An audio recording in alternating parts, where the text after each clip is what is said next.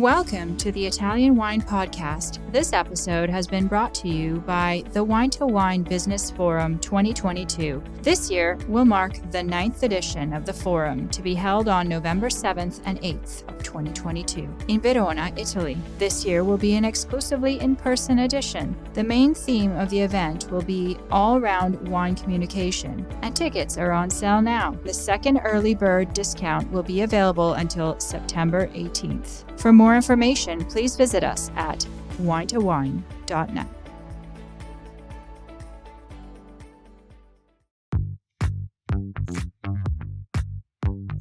Welcome to this special Italian Wine Podcast broadcast. This episode is a recording off Clubhouse, the popular drop-in audio chat. This Clubhouse session was taken from the Wine Business Club and Italian Wine Club.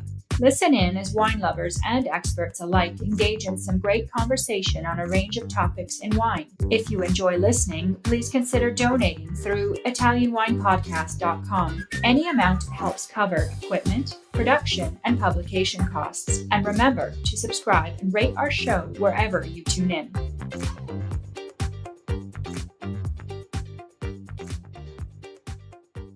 Welcome to Clubhouse. My name is Joy Livingston, and I am standing in for Stevie Kim.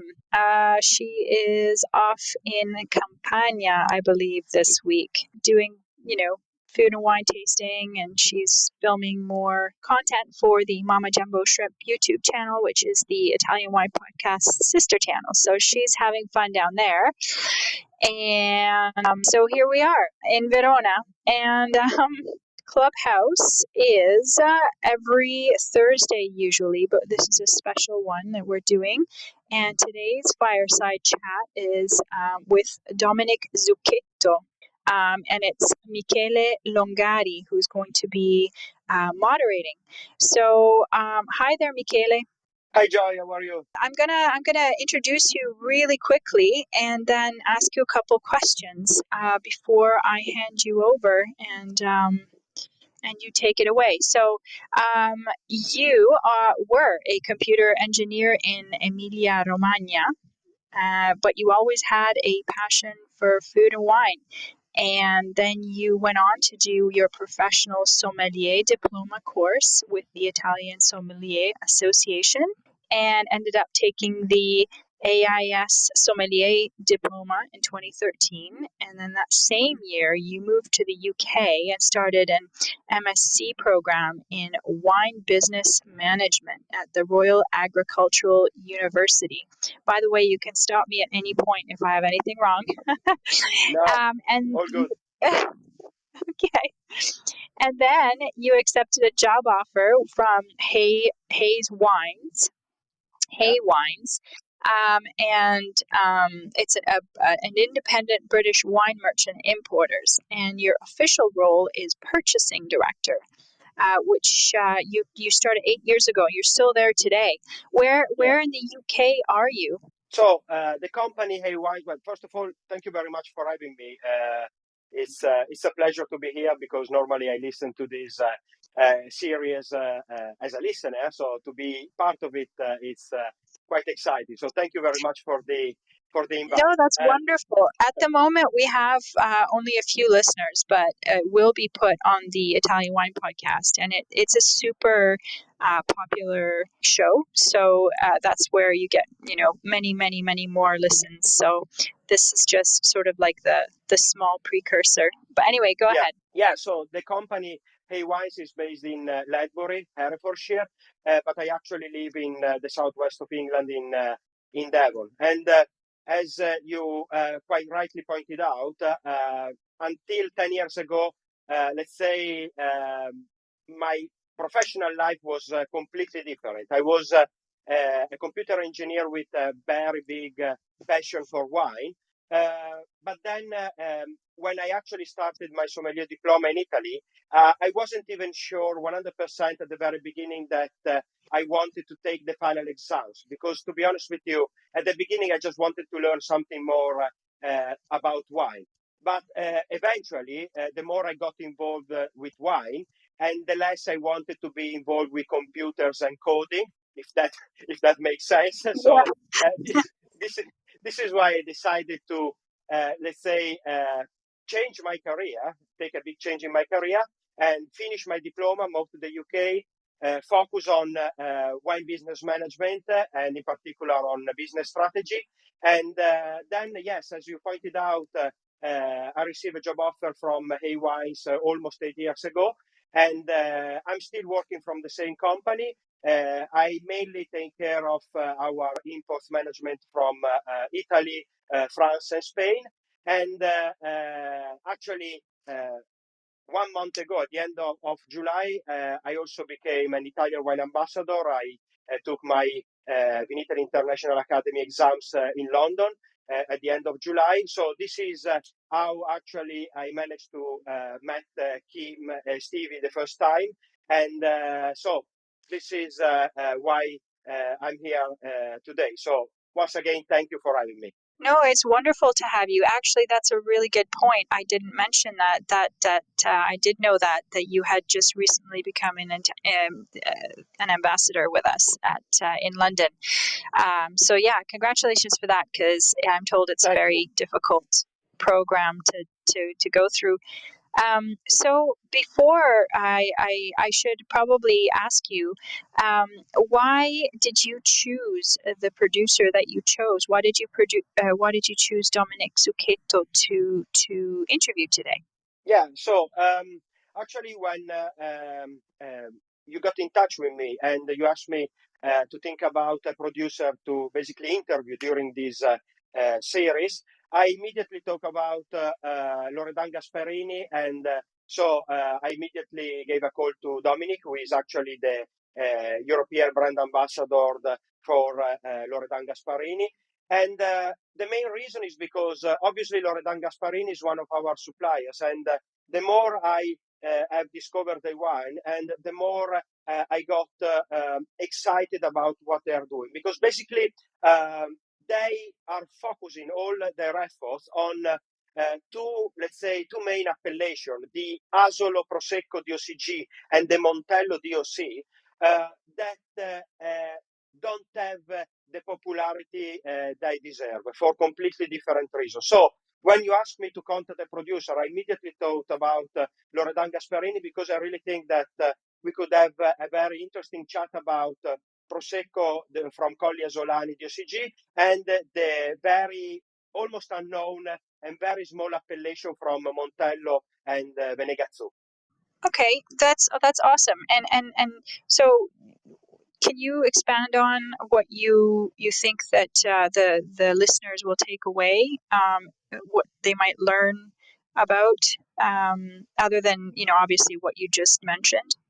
Yeah, Joy, to be honest with you, I really hope that after this interview, all the listeners will be able, first of all, to get a better understanding of the two different appellations, so the Asolo DOCG Prosecco and the Montello DOC, but also it's something very important that I think we probably are going to be able to make comparison between the Asolo Prosecco DOCG as appellation and the nearby Valdobbiadene Prosecco, and also we'll be able to make comparison between the Bordeaux blend typical of Montello DOC and other Bordeaux blend made in Italy.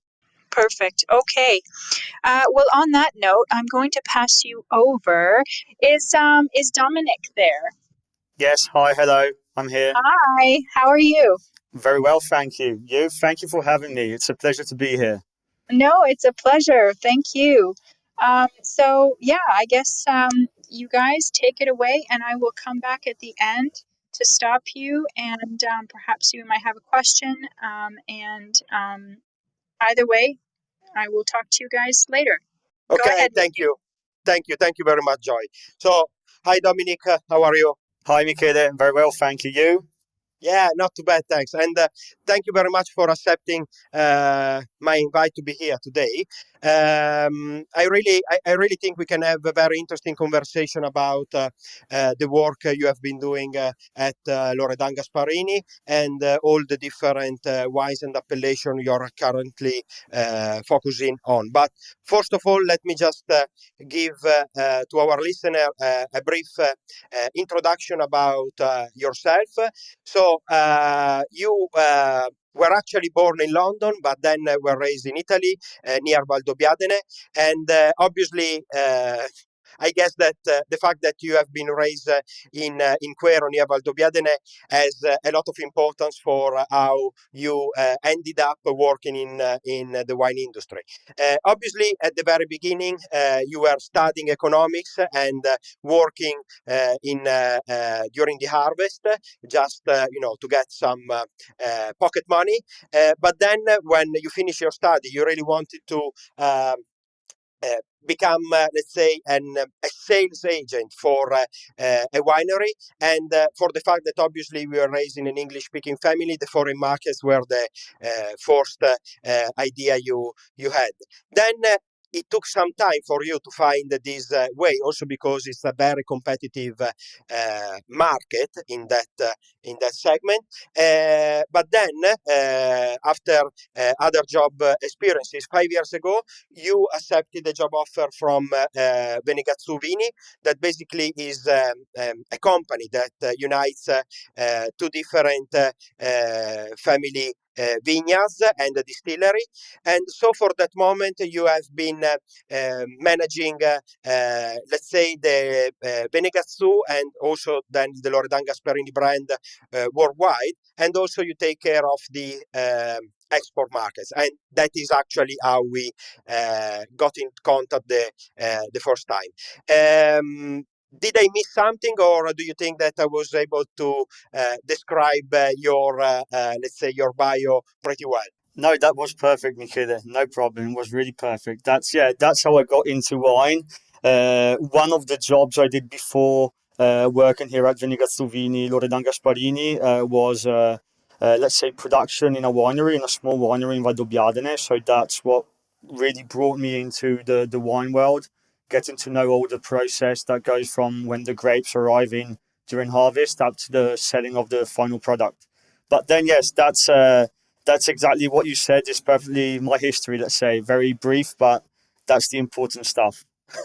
Yeah, and obviously, I think that for when for people working in the wine industry, I think it's always a point I think we all have in common is that you cannot actually work in this industry without a real passion for the product itself. And in your case, as I mentioned at the beginning, I think that the fact that you were basically raised near Valdobbiadene, and basically you spent all your early years seeing grapes harvesting and all these kind of things. I think it was very important also to bring you to the point where you are today. So, Dominic, if you're okay with that, actually, I have prepared a few questions for you, and if you are happy, I think we could kick off with the first one, and then have a chat about them. What do you think?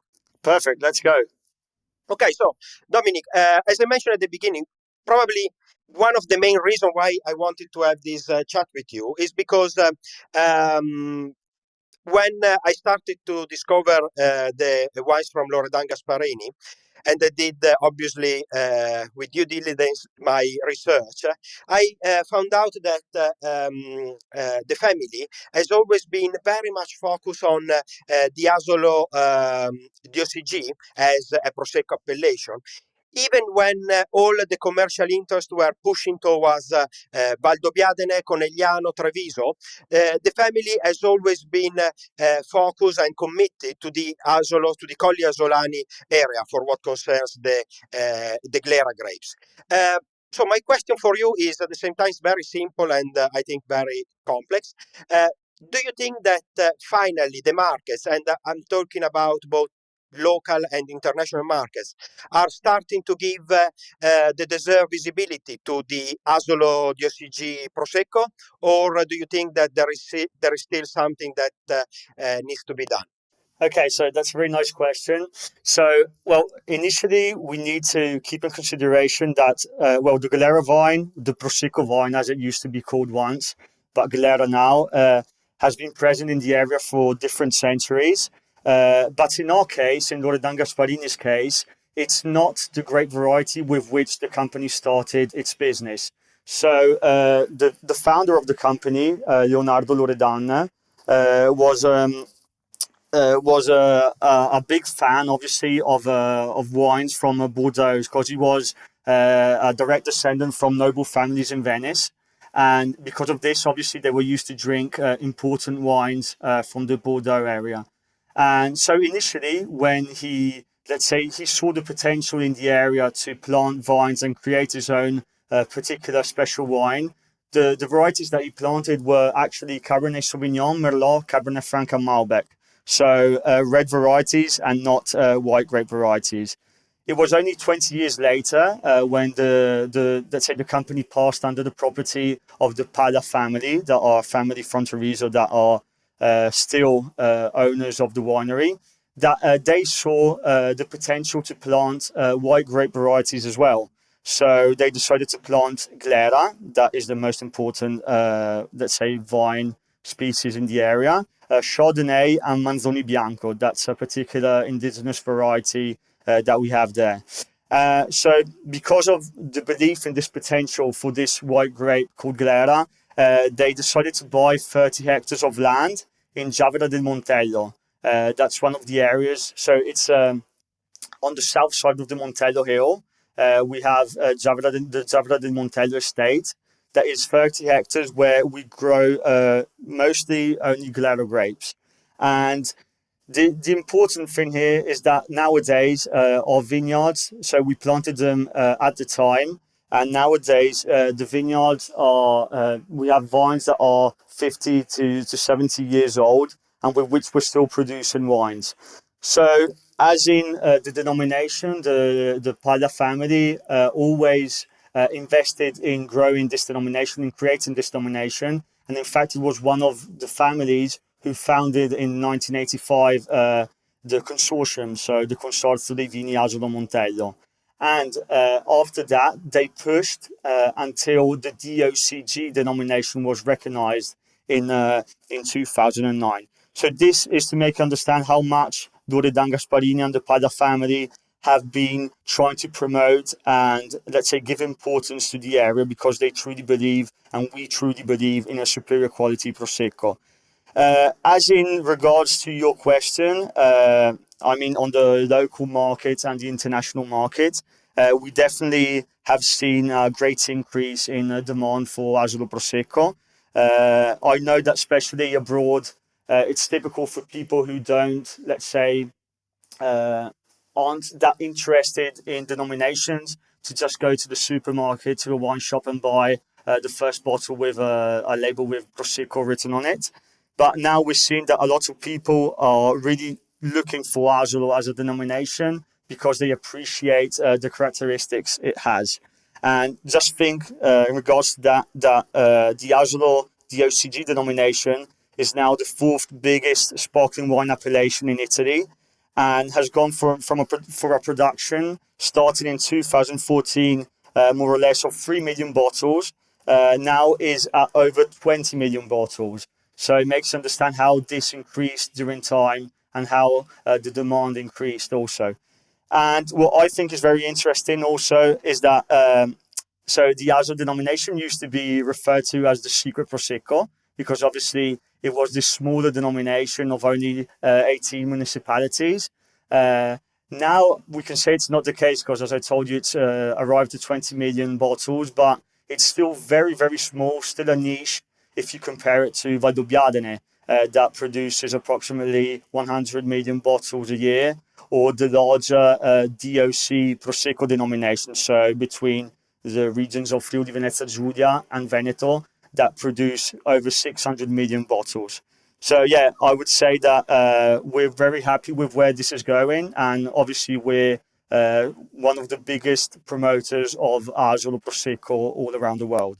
Yeah, thank you, Dominic. And I remember we discussed about this also the last time we talked, and we were talking about how the Asolo di OCG Prosecco and Valdobbiadene di OCG Prosecco, although they are very close to each other, actually.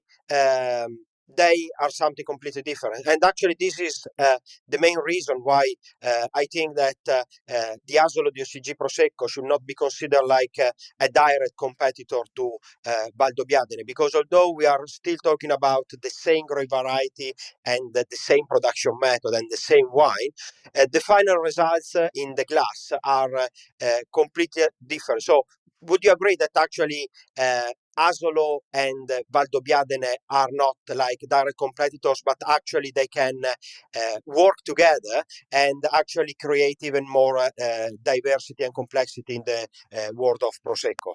Well, yes, definitely. I think that the two denominations were created with this intent because if I were to generally, let's say, differentiate the two denominations, the Asolo and the Valdobbiadene, it would probably be with the Valdobbiadene, we have a more vertical type of Prosecco with a richer bouquet, more elegant bouquet on the nose.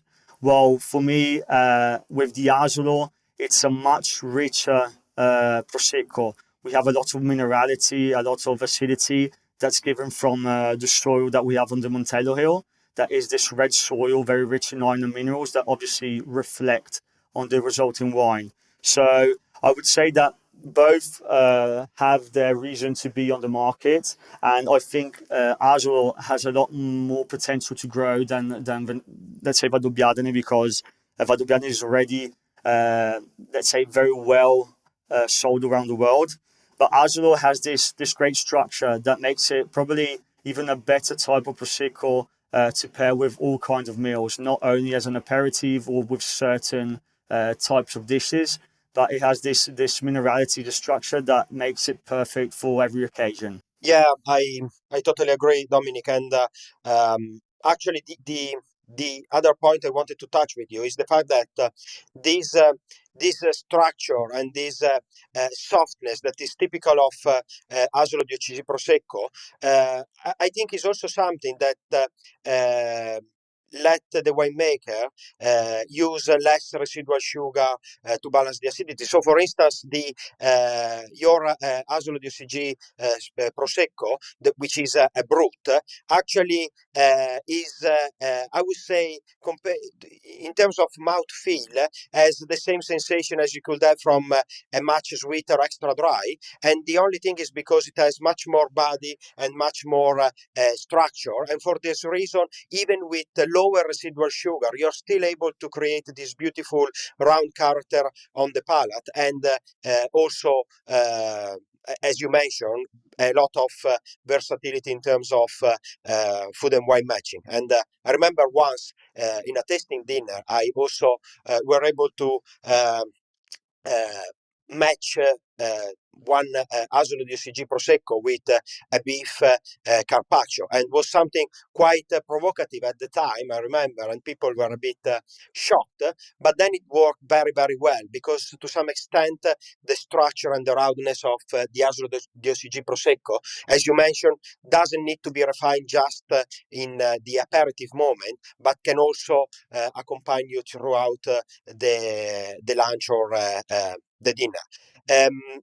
Talking about this point in particular, the um, overall, let's say, difference between Valdobbiadene and Colli Esolani, I think it's important to note that within your range of Prosecco from Colli Esolani, you don't have only the traditional spumante brut. In fact, you also have other three Proseccos that are very peculiar, and I would say different in terms of the standard style of Prosecco. Obviously, I'm talking about your Cuvée Monti, the Tasso, and also the Cuvée Indigena. Could you tell us a bit more about these wines and why Loredan Gasparini decided to put so much effort on these unusual styles and cuvées? Yeah, definitely. So these, as you said, are three particular selections that we do. So it's important to say that on our estate, in the production of our wines, we only use grapes from our own estate. So we don't buy grapes from others. And in our vineyard, the Zavra del Montello vineyard, as I said before, we have vines that are up to 50, 70 years old of age. So with these types of vines, with this let's say character, this DNA, and the soil that we have in the area, we're able to offer let's say more important, more particular wines. And we could start probably with the one that's the less particular of these three selections that is the Tasso. So the Tasso is a prosecco, an Asolo prosecco di OCG made with grapes from a vineyard of 1 hectare that was planted back in the 1980s. And so in this case, we have obviously a Martinotti method, so traditional autoclave second fermentation. The only difference is that this fermentation lasts for approximately 180 days. And obviously, this slow fermentation at low temperatures offers a great elegance on the nose, but also a great creaminess in the bubble because one of the tricks when doing Prosecco, especially in our case, that we're a small producer, so we can, it's not, let's say, an industrial production that needs to go out continuously. We can leave fermentations there for a lot longer, and this results in a creamier bubble when you go and taste the wine on the final product. And so, yeah, in this case, it's an extra brut, so we're around 4 grams per liter of sugar residue. And the current vintage that we just stopped selling because we're out of bottles was the 2019 vintage. So this also to make you understand that with the Asolo, we have the potential of making important wines, important Proseccos that don't necessarily, because we need to debunk this myth that Prosecco needs to be drunk in 12 to 18 months after the production. Because it's true in some cases, but in others, when people put a lot of work in it, you can really conquer great things. And with this, I would then move on to the other wine, that is the Monti, that is very interesting. So in this case, it's a traditional method Asolo Prosecco di OCG. So this is from the oldest vineyard that we have in our estate, that was planted in 1975. Called Monti. And so here, after the pressing of the grapes, we go for traditional circuit fermentation. So in the bottle with the adding of lees and sugar. So this lasts for approximately 12 months. And then we go and disgorge the wine and we add the same wine. So no liqueur d'expédition, let's say, to give it sweetness, but we keep it as dry as possible. So here is still an extra brutta, but we're really on the dry side. So this is to offer all of the minerality, the character that the Montello can offer when talking about a Prosecco. In this case, the vintage that we're still selling is the 2017. So just to remark the fact that they don't have to be drunk immediately and they still have great potential. Last but not least, that I think is the most important and most particular creation that we made in our winery is the Cuvée Indigena, and this is the selection that helped us go and study, recreate the yeast that we use in all of our second fermentations, because we're using in all of our second fermentation for the sparkling wines, we're using indigenous yeast that were selected from our own grapes. So approximately 10 years ago, we started trying these spontaneous fermentations.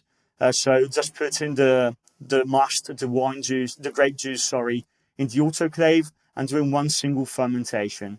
And with this method, we were able to see which ones were the natural yeast present on the vines and on the grapes that would develop the alcohol and CO2 in the second fermentation, in this case in the single fermentation. And so now we're still producing this wine, and it's we're currently at the 2020 vintage, And as I told you, in this case, it's just a spontaneous fermentation of the mast. So no, not a Martinotti method, not a first fermentation followed by the second fermentation, but it's just one fermentation where we don't add any sugars or any yeast, but the wine does everything on its own. So this fermentation lasts more or less 8 to 10 months. And then when it naturally ends, we then go and filter the wine and bottle it without any adding of sulfites. So it's, let's say, a more natural type of wine. And the lovely thing about this, the beautiful thing about this wine is that, for example, this year or last year, 2019 vintage, the fermentation stopped earlier. So we stopped at around 14 grams per liter of sugar residue. So quite on the sweet side. But so we labeled it as an extra dry. In the 2020 vintage, the first time in 10 years, the yeast ate all of the sugars and we got down to approximately 0 grams per liter of sugar residue, making it an extra dry. And via this lab that helps us study our yeast, we saw that we had, let's say, 2 new types of yeast that weren't even registered in, let's say, the yeast database. So that's really incredible. So it's beautiful because this wine changes from year to year based on what nature wants. Sorry. So yeah, I think all of these selections really make you understand how we believe in the potential of the Glera grape. And it's obviously we have the Asolo di OCG Brut, the typical one that is the one we sell the most. But we do also offer these selections to show what the Glera grape can really achieve if you put the work into it. Italian Wine Podcast. If you think you love wine as much as we do, then give us a like and a follow anywhere you get your pods.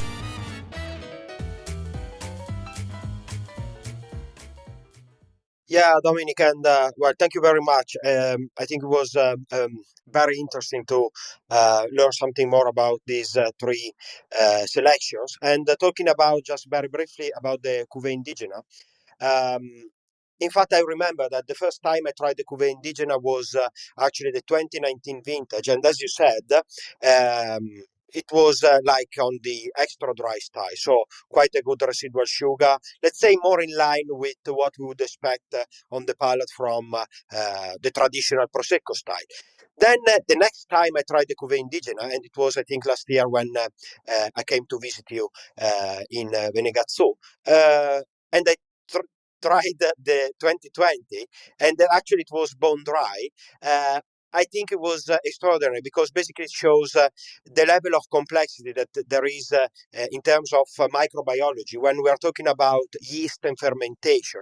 And I think that the fermentation is something that in particular for Martinotti sparkling wines is something we take for granted. But actually, I think with the Cuvée Indigena, Loredan Gasparini was able to show the real level of complexity that you can reach when you let, let's say, the wild yeast work that year's production. And it's something very, very interesting, something that also teaches a lot about vintage variability, because also I remember and please correct me if I'm wrong, apart from the fact that the residual sugar between the 2019 and 2020 was completely different.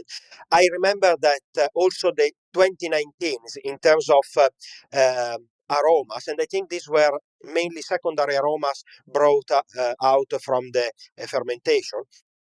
The aromas were much more on the warmer side, while the 2020 was much more on the mineral notes, fresh notes, and so yeast are not only affecting the time when the fermentation stops, but I also think with the Cuvée Indigena it makes very clear that have a huge impact on also the aroma profiles and flavors that we can get from a wine made by the same grape.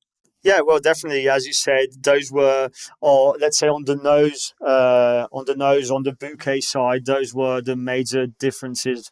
With the 2019, you have this, as you said, warmer, more ripe fruit, very exotic, very particular also for a prosecco.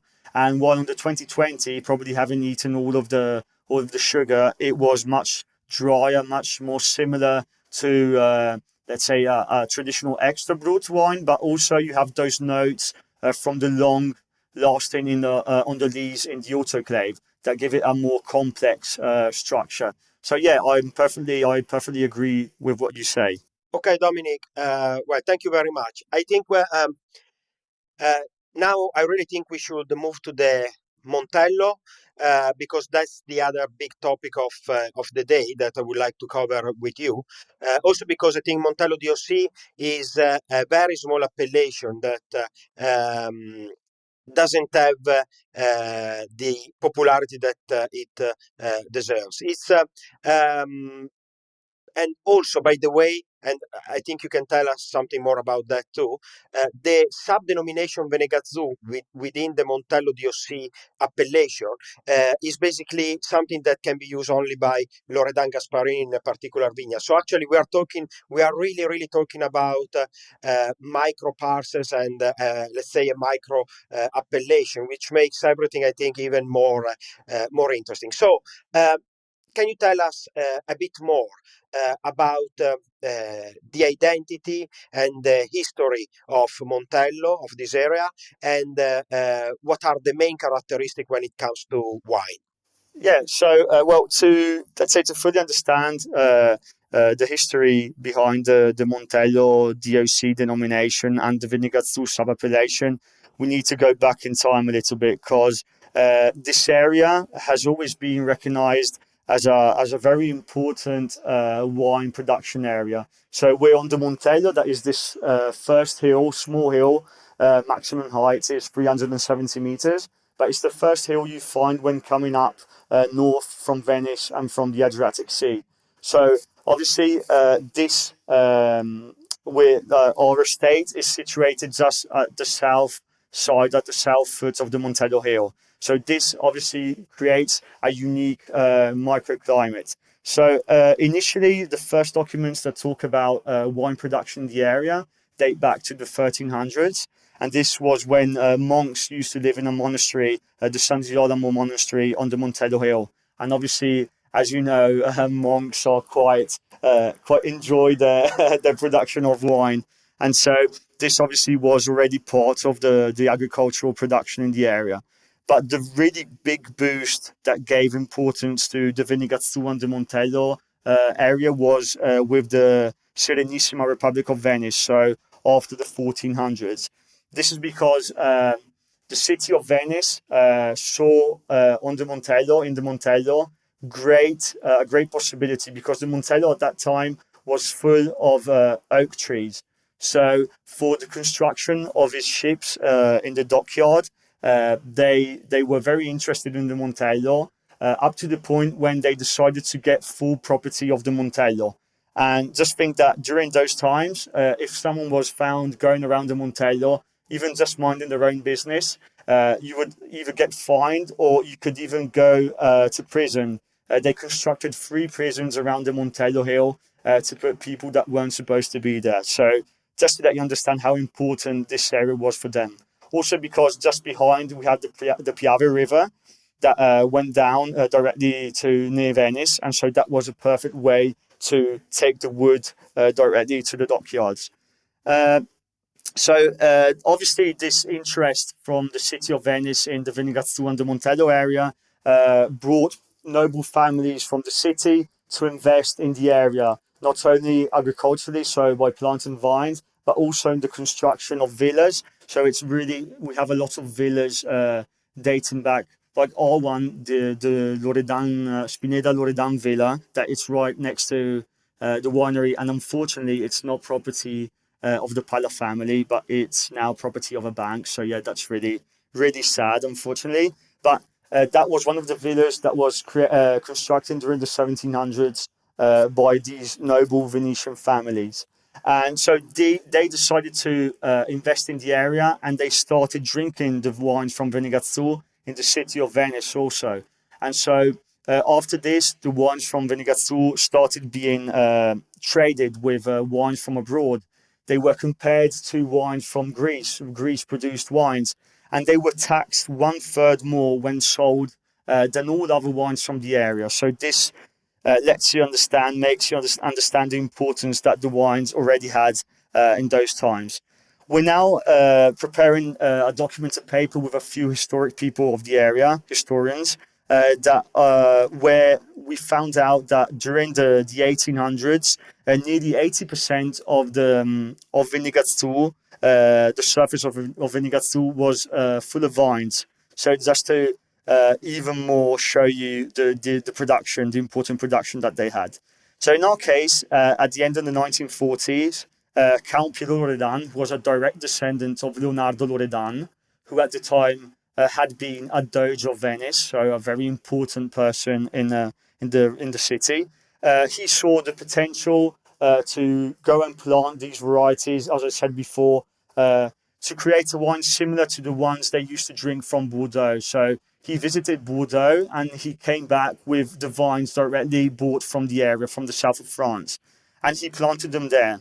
And so in 1951, we have our first production of the Vinigazzu della Casa. That is our historic wine, and it's probably one of the first, if not the first, Cabernet Merlot blend created in Italy, because a lot of other producers that we know produced this type of wine came a lot later in the, let's say, in the history. And because of the great charisma that the importance that the Loredan family had, they were able to, let's say, sell these wines and make them, put them in all the most important restaurants, hotels, and bars, let's say, in the city of Venice. So this is probably one of the reasons why the denomination or the area were already so well known. So in 1972, when for various reasons the winery was passed under the direction of the Palla family, they obviously understood the importance of this area. And it was another fight, as with the Prosecco, to get to let's say, to have a denomination for this area. So in 1985, again, the DOC Montello Asolo denomination was created. And 23 years later, in 2008, the Vinigazzu sub-appellation was recognized. So the particular thing about the Vinigazzu sub-appellation is that it's based on a Bordeaux style blend. So under the DOC, you can make DOC Montello Rosso. That is the general under denomination for red wines. Instead, the under denomination Vinigazzu is still this Bordeaux style blend, but this is exclusive to an area, to let's say a vineyard that is planted inside our estate. So as you said correctly before, we're lucky enough to be the only company producing a Vinigazzu wine under the DOC Montello Asolo denomination. It would be like if I can explain, there's another very famous winery that has this luck, let's say. I'm sure there's no need for me to tell you the name, but it's in Tuscany. And so it makes you understand how exclusive this terroir is to us and to the Loredan Gasparini winery. What you had in mind, does it start with S and ends with Assicaya? Yeah, exactly. Yeah. No, But I'm sure actually, everyone knows. Everyone already knows that. But it's just to give an example, so to make people understand easier what I'm talking about. yeah, it's exactly the same concept behind what happened in Sassicaia. And actually, with the Venagazzu sub-denomination, I think it's very important because I think it gave Loredan Gasparini the idea that actually Loredan Gasparini started a specific style of wine. And when you mentioned that the Rosso della Casa was actually probably, it's likely to be the very first Bordeaux blend made in Italy, it also explains the level of historic importance that we have in these wines. And since quite correctly, you were talking about also other Bordeaux blends made in Italy, and throughout the 20 regions of Italy, we have more or less famous examples of more or less successful Bordeaux blends. during my tasting, I think the first thing I noticed was that the Montello wines, and obviously at the moment I'm talking about the not just the higher end like the Della Casa, but also your let's say entry level varietal Merlot or Malbec or even the Cabernet Sauvignon. I always noted that they to some extent, they combine the very elegant and refined flavors and aromas of a Bordeaux varieties, but with more, how can I put it, earthy, even rustic notes like forest floor or wet leaves, even clay. And this actually brings the wine. First of all, this gives a lot of identity and character to the wines from Montello, makes them completely different to other Bordeaux blends I tried before, and also it brings the wines to a level of complexity that is completely different. Would you agree with these comments? And do you think, if yes, obviously, do you think this could be one of the key distinction of Montello Solano Bordeaux blend wines? I think you're completely wrong, Michele. No, I'm joking. No. No, I'm joking. No, yeah, what you said is correct because that. So, what we need to specify about the denomination and in our case, all wines, as you said, also for the single varieties, so the Malbec, the Cabernet, and the Merlot, is that so not only the Montello with its soil and its particular terroir plays an important role in the character of the wines. But also you have to think that these vines that we have on the estate, these came directly from the south of France in the 1940s, and even when some of the vines die, we plant clones of the same vines. So just to make an example, we have some clones on our estate that aren't even registered in the National Italian vine species database. So just to they understand how particular the production can be, how particular the wines can result.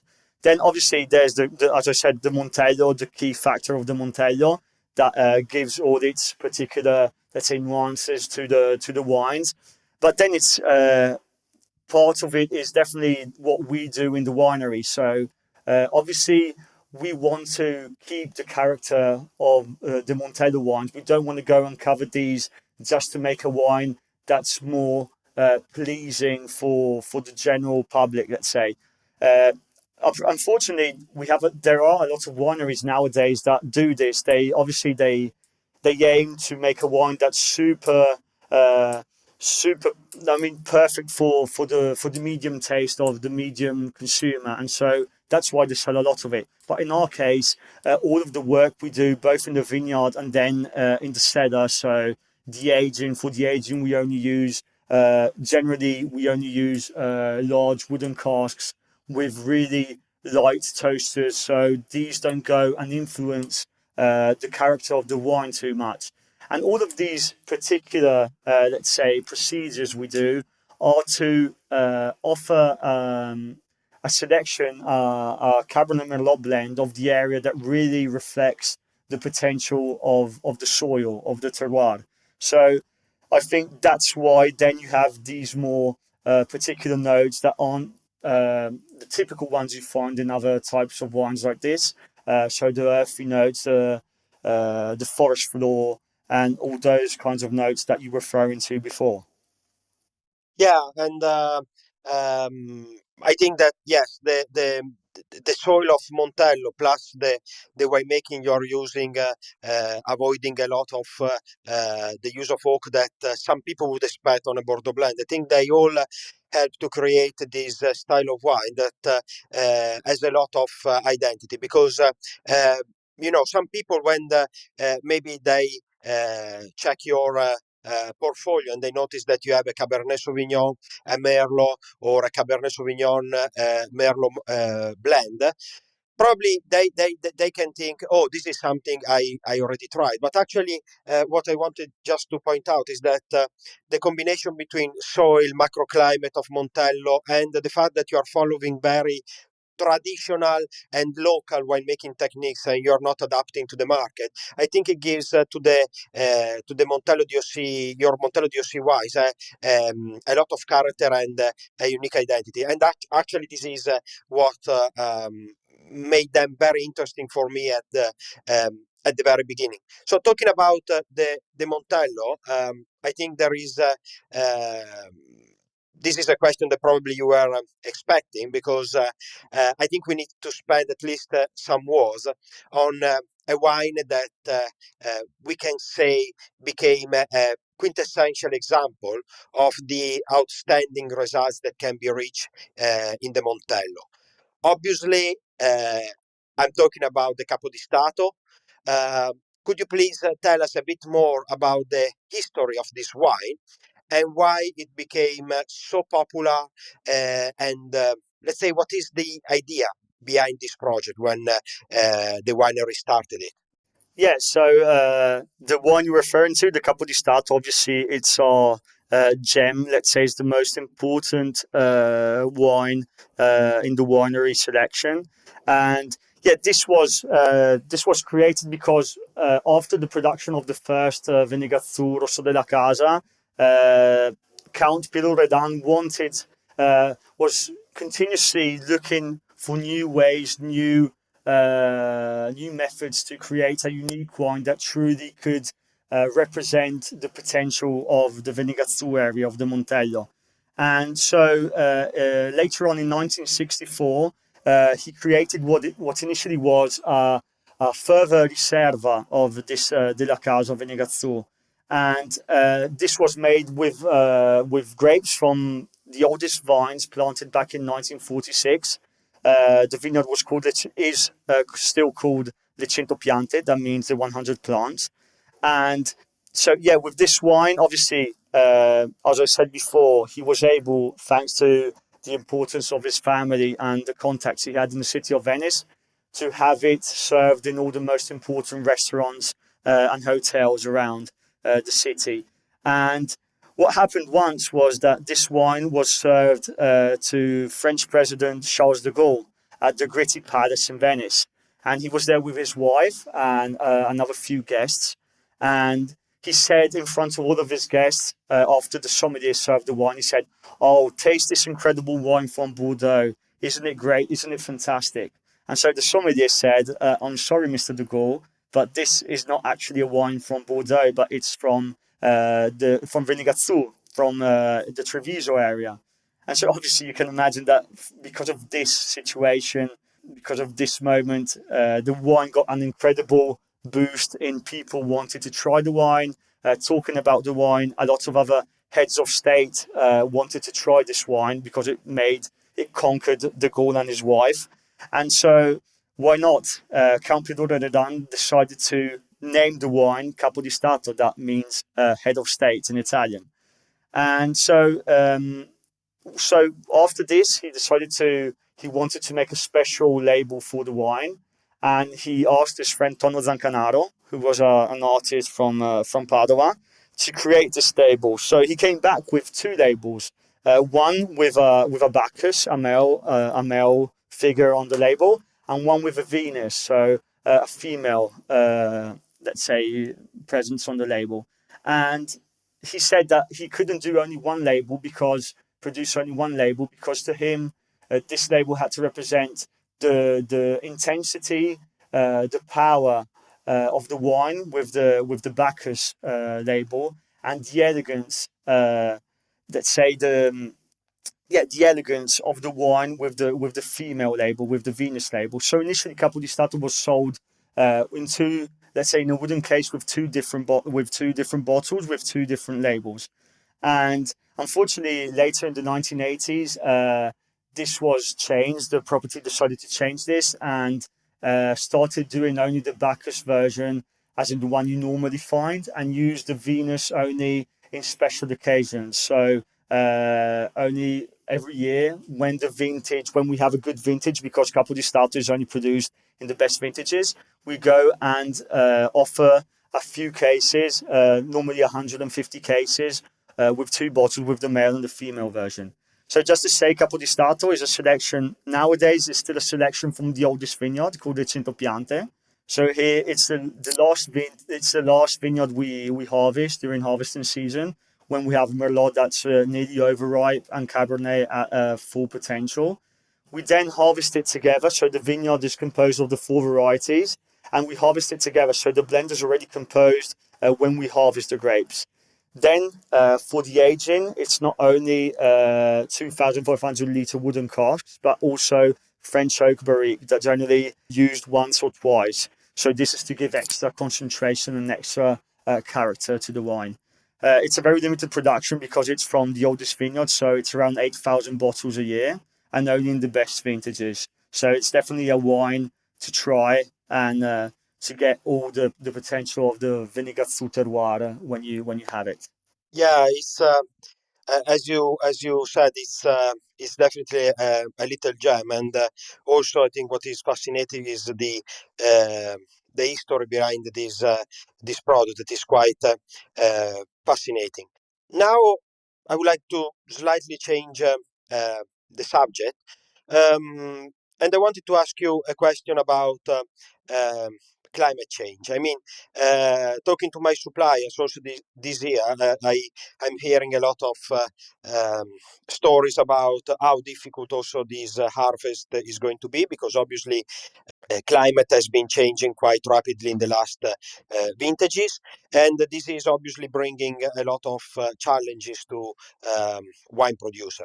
I guess in your case, probably the main concerns are going to keep a good level of acidity for the glera in the Colli Asolani, and to avoid the too much sugar concentration in the Cabernet Sauvignon and Merlot in particular. So, how is climate change, let's say, changing your approach to viticulture, and what kind of impact is this having on your style of wines?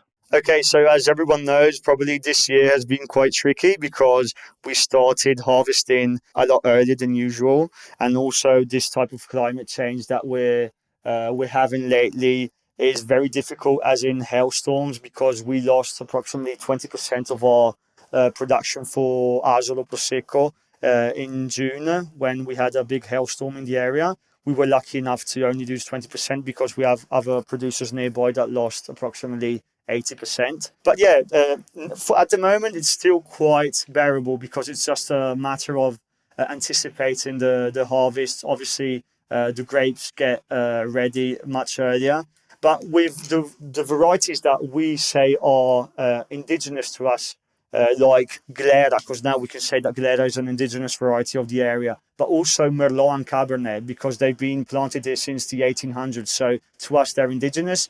We see that they can still cope with this climate change. It's a different, obviously, it's different for varieties like Chardonnay, with which we produce our traditional method, a small production of traditional method wine.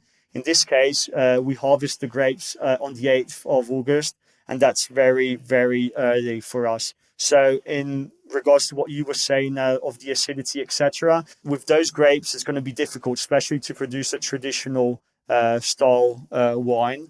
But with the Glera and the red varieties, we can still cope with it. Obviously, production isn't going to be very happy about losing the holidays in August, but you got to do what you got to do. So Yeah, it's. I guess it's very, very challenging, but the level of adaptability I've seen in wine producer has been amazing over the years. So, Dominic, thank you very much, because I think we were able to cover a lot of the important question I wanted to ask you, and I really hope that we were able to give listener a clearer idea on the work you have been doing with Loredan Gasparini, in particular for the Asolo Prosecco, and all the history and the interesting things to discover about Montello DOC. At the beginning of November, I will be in Verona attending Wine to Wine Business Forum. So since I'm going to be close, probably I'm going to come and pay you a visit just to say ciao. that's great. Thank you very much. It was a pleasure. I hope everyone appreciates what we discussed, and I hope to see you all in Vinegazzu so you can also not only hear about the history behind the winery, but also taste the wines with us. Okay, Dominic, thank you very much. And Joy, over to you. Thank you. Thank you. Fantastic. And you guys went right to the wire. It is 6 p.m. here. So I am going to close the room. Thank you both very, very much. That was a really great conversation. Just it was really great listening. So I will be posting it on the podcast soon in the coming weeks, and I will let you guys know through message or email. And Laika, before I close the room, do you have anything to say, or do you know who might be coming up next on our next episode? Yes, so tomorrow we're going to have Matt Pache. He's going to be interviewing Giovanni Pesquero, Elia. That's going to be at 6 p.m. All right, so yep, that's it. Awesome. Okay. Well, thank you, everybody, and until next time. Good night.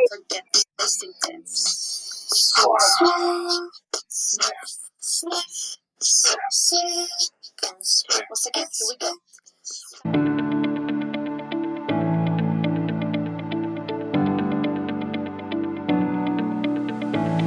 We hope you enjoyed today's episode, brought to you by the Wine to Wine Business Forum 2022. This year will mark the 9th edition of the forum, to be held on November 7th and 8th, 2022, in Verona, Italy. Remember, the second early bird discount on tickets will be available until September 18th. For more information, please visit us at winetowine.net.